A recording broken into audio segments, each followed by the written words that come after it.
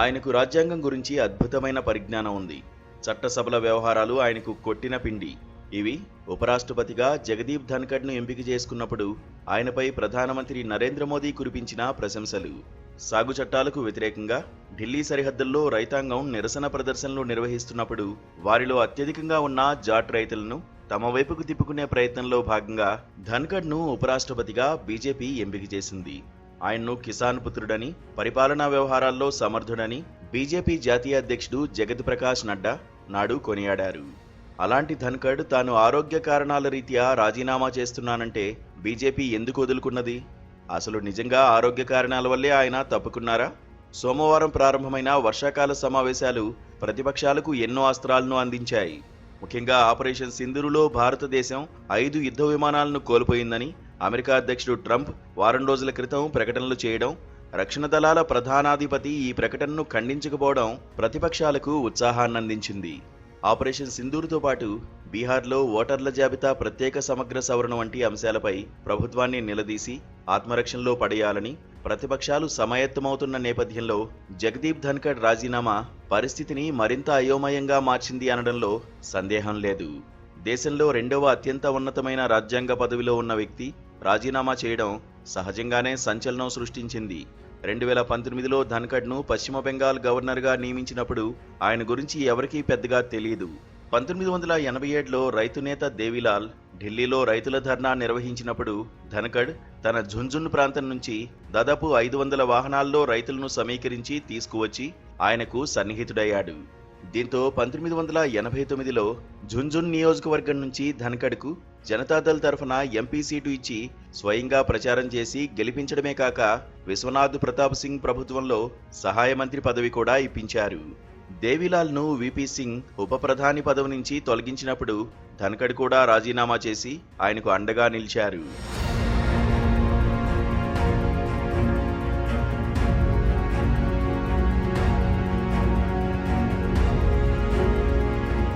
VP Singh తర్వాత ప్రధాని అయిన చంద్రశేఖర్ మంత్రివర్గంలో కూడా ధన్ఖడ్ కొనసాగారు.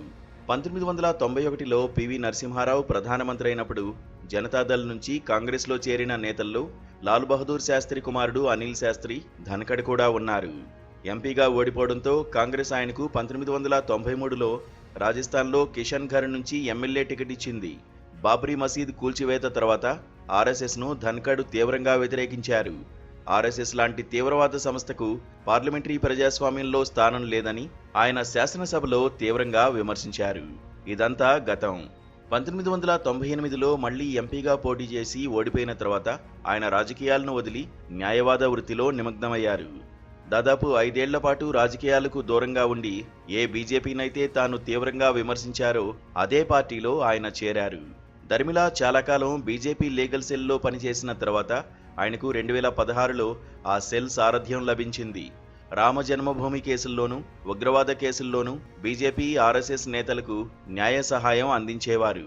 ధన్ఖడ్పై మోదీ దృష్టి ఎలా పడిందో కానీ 2019లో ఆయన్ను ఏకంగా పశ్చిమ బెంగాల్ గవర్నర్గా నియమించారు. 3 సంవత్సరాల పాటు అనేక బిల్లులను తొక్కిపెట్టడం, తీవ్ర విమర్శలు చేయడం వంటి పనులతో ముఖ్యమంత్రి మమతా బెనర్జీని ముప్పుతిప్పలు పెట్టిన తర్వాత జగదీప్ ధన్ఖడ్ను ఉపరాష్ట్రపతి వంటి కీలక పదవిలో నియమించారు. 2 దశాబ్దాలకు పైగా రాజకీయాల్లో కనుమరుగే ఉన్న జగదీప్ ధన్ఖడ్ను నరేంద్ర మోదీ ఏ కారణాల రీత్యా చేరదీశారో తెలీదు. అయితే అదే వ్యక్తిని అనూహ్యంగా పదవి నుంచి తప్పించడం లేదా తప్పుకుంటే చూస్తూ ఉండడం మాత్రం ఆశ్చర్యకరం. న్యాయ వ్యవహారాల్లో ధన్ఖడ్ పెద్దగా నిపుణుడు కాదని, 1-2 ముఖ్యమైన కేసులు తప్ప గొప్ప కేసులేవి వాదించిన దాఖలాలు లేవని అనేక మంది న్యాయ నిపుణుల అభిప్రాయం. అలాంటి వ్యక్తిని రాజ్యాంగ వ్యవహారాల్లో గొప్ప పరిజ్ఞానం ఉన్న వ్యక్తిగా ప్రశంసిస్తూ అనుభవజ్ఞుడైన వెంకయ్యనాయుడు స్థానంలో మోదీ నియమించినప్పుడు ఆశ్చర్యపోని ఎంపీలు లేరు. ఇప్పుడు ఆయన్ను తొలగించడం కూడా అంతే ఆశ్చర్యం కలిగిస్తోంది.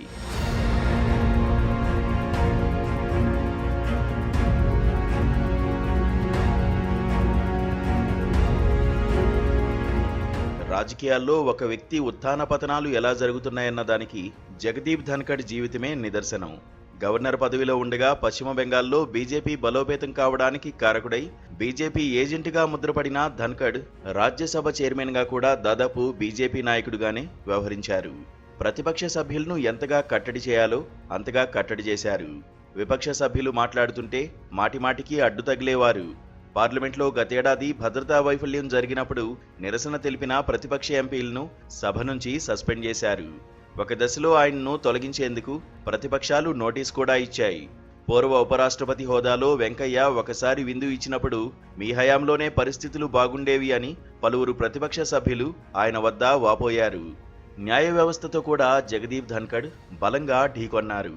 న్యాయమూర్తుల నియామకంపై రాజ్యాంగ ధర్మాసనం ఇచ్చిన తీర్పును కూడా తీవ్రంగా తప్పుబట్టారు. జస్టిస్ యశ్వంత్ వర్మ ఇంట్లో డబ్బు దొరికినప్పుడు అదే అదనుగా ఆయన న్యాయ వ్యవస్థపై విరుచుకుపడ్డారు. బిల్లుల ఆమోదంలో రాష్ట్రపతికి గడువు విధించే హక్కు న్యాయ వ్యవస్థకు లేదని వ్యాఖ్యానించారు.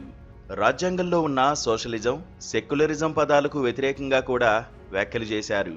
ప్రభుత్వానికి పరమ విధేయుడిగా వ్యవహరించిన ధన్ఖడ్ తన పదవీకాలం ఇంకా 2 ఏళ్లు ఉందనగా రాజీనామా చేశారు. ఆ ఉన్నత పదవి నుంచి ఇలా నిష్క్రమించవలసి వస్తుందని ఆయన కూడా అనుకుని ఉండరు. ఉపరాష్ట్రపతి పదవిలో ఆయన అనేక సౌకర్యాలు డిమాండ్ చేసి మరీ కల్పించుకున్నారు. తన వ్యక్తిగత సిబ్బందిలో పలువురిని పార్లమెంటరీ కమిటీల్లో నియమించుకుని ప్రతిపక్షాల విమర్శలకు గురయ్యారు. 2027 ఆగస్టు వరకు తాను ఉపరాష్ట్రపతి పదవిలో కొనసాగుతానని 11 రోజుల క్రితమే ఆయన ప్రకటించారు. రాష్ట్రీయ స్వయం సేవక్ సంఘ్ను మచ్చలేని సంస్థగా రాజ్యసభలో ప్రశంసించారు. ఇటీవలే ఆర్ఎస్ఎస్ నేత రామ్ మాధవ్ పుస్తకావిష్కరణలో సావర్కర్ను ప్రశంసించిన ధన్ఖడ్ తనపై బీజేపీ అగ్రనేతలు కినుక వహిస్తారని ఊహించి ఉండరు.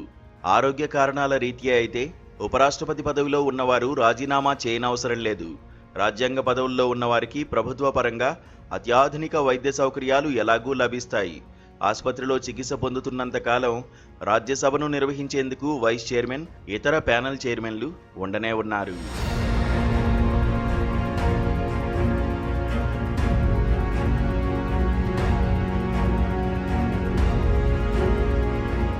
అందువల్ల ఆరోగ్య కారణాల రీత్యా రాజీనామా చేశానని ధన్ఖడ్ చెబితే నమ్మేవారు ఉండరు.